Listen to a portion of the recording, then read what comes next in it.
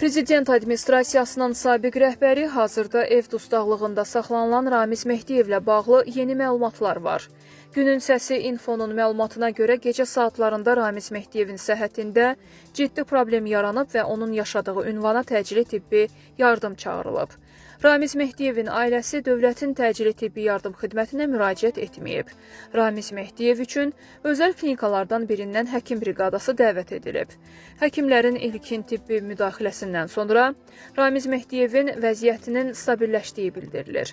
Məlumata əsasən 86 yaşlı sabiq prezident aparatı rəhbəri uzun müddətli tənəffüs yolları ilə bağlı problemlərdən əziyyət çəkir və son günlər bu problemlər kəskinləşib. Xatırladaq ki, Ramiz Mehdiyev Dövlət Təhlükəsizliyi Xidmətinin İstintaq Baş İdarəsi tərəfindən dövlət çevrilişinə cəhd və hakimiyyəti zorla ələ keçirmə ittihamları ilə cinayət məsuliyyətinə cəlb edilib. Onun barəsində Səbail rayon məhkəməsinin qərarı ilə 4 aylıq ev dustaqlığı qətimkan tədbiri seçilib.